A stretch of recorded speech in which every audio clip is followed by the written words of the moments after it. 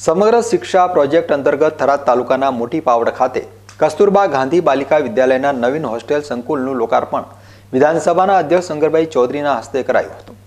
₹815.35 લાખના ખર્ચે નવનિર્મિત હોસ્ટેલ સંકુલમાં અનેક સુવિધાઓ ઊભી કરવામાં આવી છે।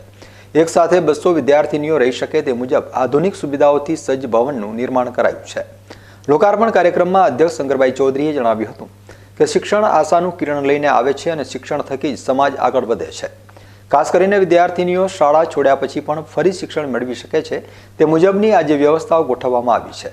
છેવાડાના ગામની દીકરીઓ આજે ડોક્ટર, વકીલ સહિત અનેક વિવિધ ફિલ્ડમાં આગળ વધીને પોતાના પરિવાર અને સમાજનું નામ રોશન કરતી થઈ છે।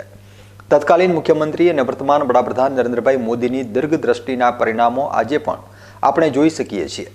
રાજ્યમાં શાળા પ્રવેશોત્સવ, કન્યા કેળવણી સહિત અનેક યોજનાઓ અમલી બનાવીને વડાપ્રધાને હર હંમેશા દીકરીઓના શિક્ષણની ચિંતા કરી છે। વડાપ્રધાને સરહદી જિલ્લા બનાસકાંઠાને શિક્ષણમાં આગળ લાવવા જહેમત ઉઠાવી છે। શિક્ષણ એટલે માત્ર પુસ્તકીય જ્ઞાન નહીં, પરંતુ વ્યક્તિનો સર્વાંગી વિકાસ છે। ઋષિઓની પરંપરા ભારતીય શિક્ષણ સાથે જોડાયેલી છે। યોગ ધ્યાનથી લઈને શારીરિક કૌશલ્ય શીખવાડવાનું કામ શાળાઓમાં થઈ રહ્યું છે। વિદ્યાર્થીઓને માતૃદેવો ભવ, પિતૃદેવો ભવ તથા અતિથિ દેવો ભવના સંસ્કાર ઘર સાથે શાળાઓમાં પણ આપવામાં આવે તે જરૂરી છે।